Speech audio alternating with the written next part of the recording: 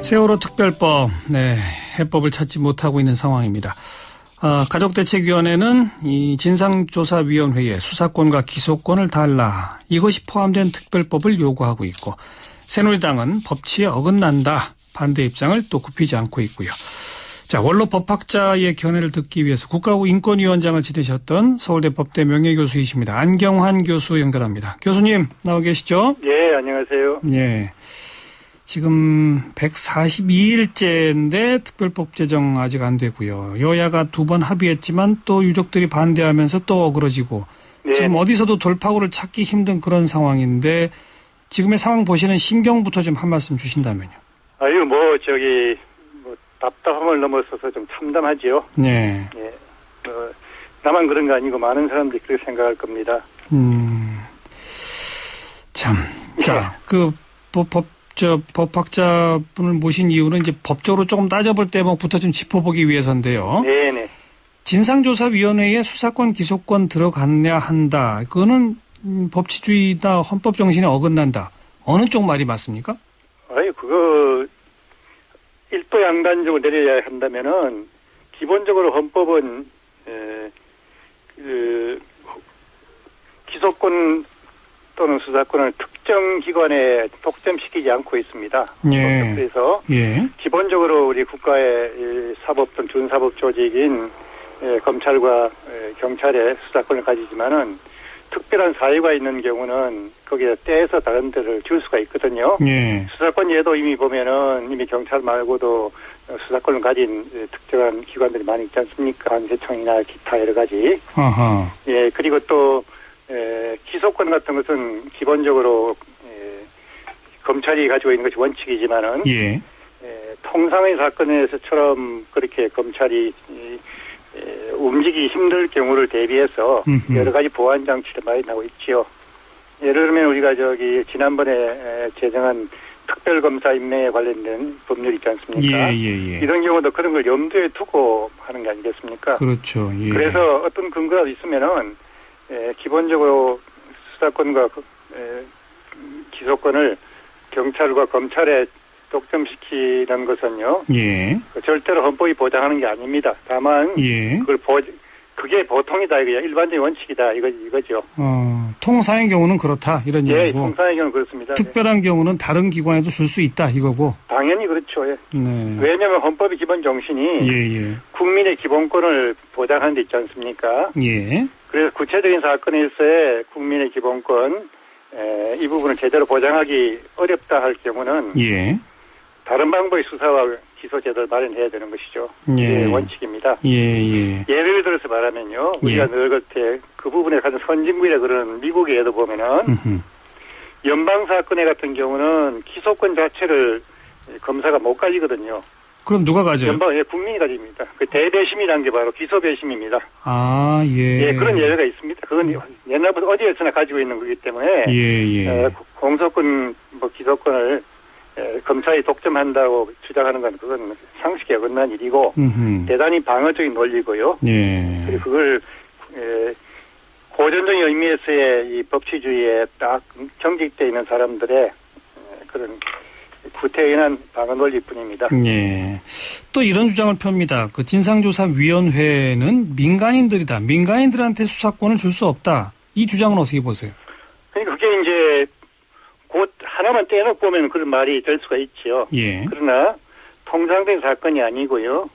이게 우리 국가 공조직이 해가지고 이 부분을 움직이기 어려운 경우는 민간의 참여가 당연히 필요할 수 있죠. 예를 들어서 제가 이 사건의 본질을 어떻게 보느냐에 달려 있습니다. 가령 거기 관련되어 있는 유족들을 단순히 특정한 사건에서 피해자로만 보느냐. 가령 살인 사건에 있어서의 피해자다. 이런 식으로. 그렇게 되면은 그 사람에게 수사권을 주는 건 옳지가 않지요. 그건 상례에 어긋난 거죠. 다만 이 사건을 그냥 통상된 사건이 아니고요. 우리 사회에 가지고 있는 이 총체적인 문제가 원인이 돼서 드러난 거라면요. 그 사건이라면은 특별법 만들자는 정신이 어디 있겠습니까? 기본적으로는 사건이 발생되게 된 원인과 거기에 대한 이 사고에 대한 대응에 관련된 진상 규명과 그걸 통해서 재발 방지하려는 목적이 있지 않습니까? 물론이죠. 예, 그리고 그 과정에서의 뭐 처벌이나 피해 보상은 부차적인 문제거든요. 예, 예. 이 문제를 그 유족들이 단순히 사고를 당한 유족들로 한정시키느냐, 아니면 이 사건이 우리 사회에 가지고 있는 전체적인 문제점이 드러난 것이기 때문에 아하. 그래서 우리 국민 누구라도 그것이 피해자가 될 수 있고 예, 예. 그래서 그 지금 관련된 피해자는 우리 국민 전체 일부를 대변하고 대표적인 집단이라고 보게 되면요. 예, 예. 이런 부분은 그렇게 그런 논리가 통하지 않죠. 이 사건을 얼마만큼 가볍게 여기느냐 또는 무겁게 여기느냐에 따라 달려가지고 생각의 관점이 다를 겁니다. 예. 제 생각은 이 사건은 하나의 예외적인 사건이 아니고요. 우리 사회에 가지고 있는 오래동안 문제점, 예. 말하자면 관과 저와의 밀착 문제, 그렇죠. 안전 불감증, 그다음 기업 윤리 문제, 이것이 총체적으로 관련돼서 일어난 사건이기 때문에 예. 이 부분을 원인을 규명하고 진상 조사하려 그러면요, 통상의 법체계, 수사체계 가지고 어렵다고 보는 것이 국민 정서 아니겠습니까? 예, 예. 그런 점에서 법 제도는 그 정신에 받으면 법을 만드는 것은 생각의 차이지. 알겠습니다. 그 부분 문제가 아니라고 생각합니다. 이 사건의 성격을 어떻게 규정하느냐라고 두 가지 종류로 하나의 그냥 특정한 사건의 피해자냐, 그렇지 않느냐, 총체적 문제냐 이렇게 말씀하셨는데 사실은 박근혜 대통령도 이 사건의 성격 규정은 총체적인 문제로 규정하셨으니까 국가 개조까지 말씀하셨던 거 아닐까요? 그렇죠. 예. 예. 그 점은 아주 적절한 평가였죠. 이 사건을 보시는 시각이나. 예. 예. 그래서 그러면 거기 맞는 대응책이 나와줘야 되겠죠. 예. 그런데 이제 새누리당은 뭐 통상적인 법과 좀 다르다라고 해서 그 완강한 입장을 고수하고 있고요. 자, 또 하나 민간인에게 수사권 줄 수 없다. 요거를 좀 넘어서서 네네. 이번에 진상조사위원회가 구성되면 거기는 유가족분들이 추천하는 진상조사위원들이 들어가지 않습니까? 예, 바로 되면요. 바로 그런 사람들은 사실상 피해자와 동일한 사람인데 피해자가 자력 구제를 한다는 것은 문제가 있다. 이런 지적은 어떻게 보세요? 아니, 그 논리도 말이 안 되는 얘기죠. 왜냐하면 아까 말씀대로 진상조사위원회가 직접적인 수사권을 가지려고 하면 법적인 근거를 주면 가질 수가 있고요. 예. 아까 얘기대로 저쪽에서 미국의 연방 대배심 마찬가지로 그 경우에 수사권을 주면 가질 수 있고 기소권 주면 가질 수 있겠지요. 예. 그러나 기본적으로 아마도 수사권의 그 과정에서 참여하는 것이지 그 중에 예. 독점적으로 주자는 게 아니겠습니까? 예. 그러면 저 구성하는 데서 그 위원회 구성에서 적정한 국가기관과 그리고 민간 참여가 이루어진다 그러면요. 그걸 가지고는 무슨 위반이다 보는 건요.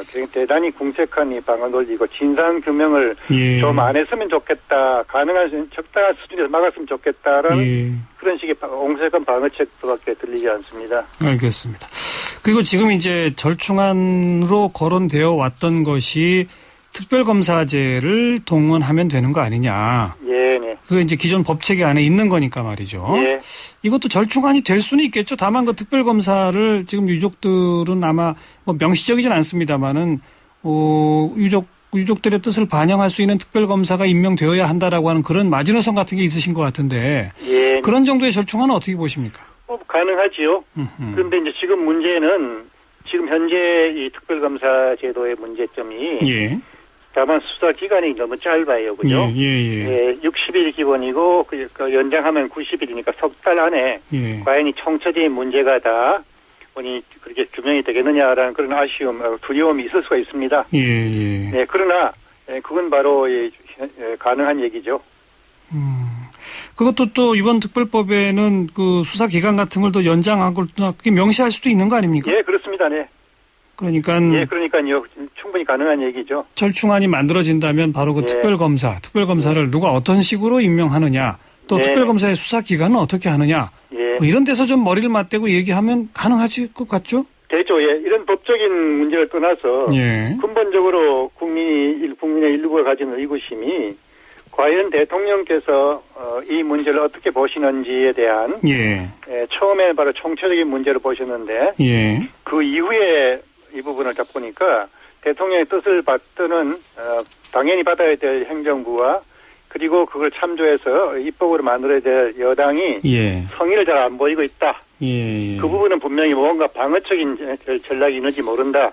또는 진실을 다 파헤치기 싫다. 뭐 이런 식의 생각이 의구심이 있는 게 아닌가라는 의구심을 가지거든요. 예. 그러니까 아마도 그래서 대통령을 만나자는 것도 이렇게 막고 하는 것도 그런 부분도 이제 물론 대통령은 뭐 불쑥불쑥 아무나 뭐 언제나 만나야 되는 건 아니겠지만은 그 심리 속에는 그런 게 있지 않겠는가라는 생각이 들고 제가 이런 비유는 참 하기 싫지만은 여기 그 여당이나 이 정부에서 청와대나 박 대통령을 모시는 태도가 마치 옛날 그 왕조 시대의 여왕을 보호하는 신하들의 자세 같은 느낌이 든다는 얘기입니다.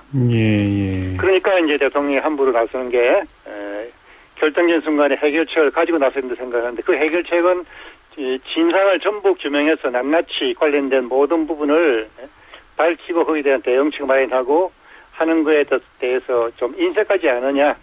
그래서 이슈를 딴 데 돌려가지고 이 위치에서 다른 쪽으로 돌려서 국민의 관심을 끌고 이 사건을 특정한 사건을 한정시켜버려서 덮고 넘어가지 않겠느냐라는 그런 생각이 있는지 하는 의구심을 주고 있거든요. 알겠습니다. 그 점은 좀 풀어야 될 겁니다. 그 의구심 떨쳐버리려면 좀 더 유연한 자세로 임하라 이 말씀으로 듣겠습니다. 네, 고맙습니다. 네.